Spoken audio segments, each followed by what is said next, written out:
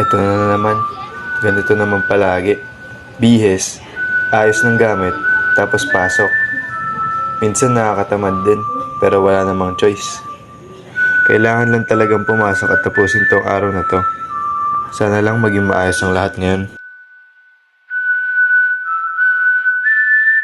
Minsan, akala natin okay lang sila.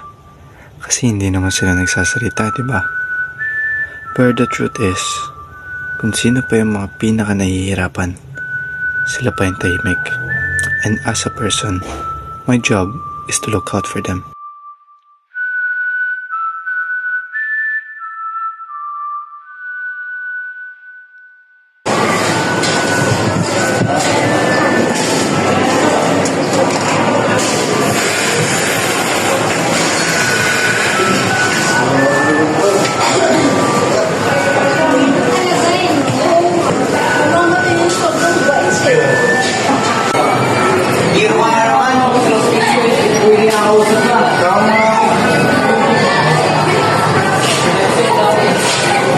Minsan, kapag masyado kang mabuti, isipin nila mahina ka. They mistake kindness for weakness without even thinking.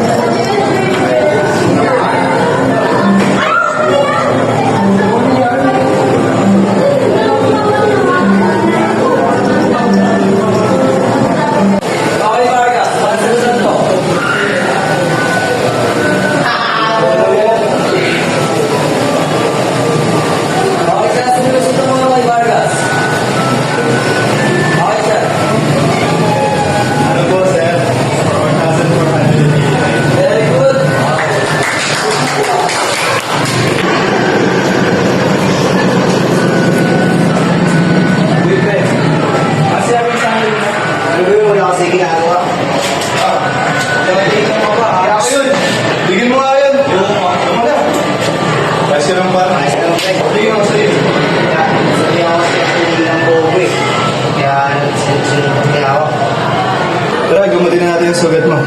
Ba't mo ako tinutulungan? Hinaaway nga kita. Ayos na yan pa, kailangan mo ng tulong. Tara.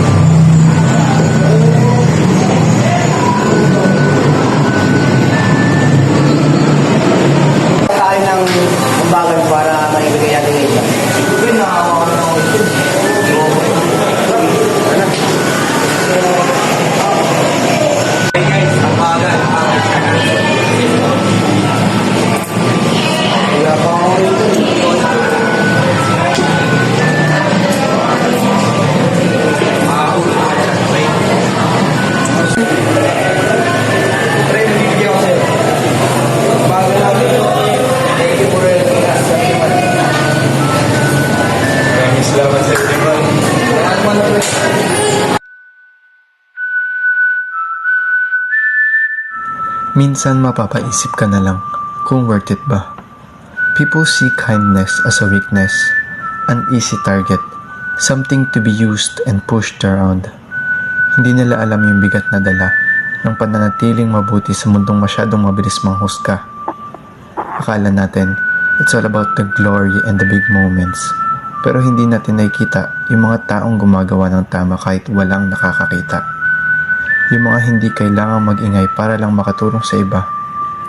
Maybe that's what it really means to make your life extraordinary. Na hindi mo kailangan maging bida para lang patunayan na nandito ka. It's just about the quiet choice to stay kind even when no one is watching. Or a famous guy once said, Carpe diem.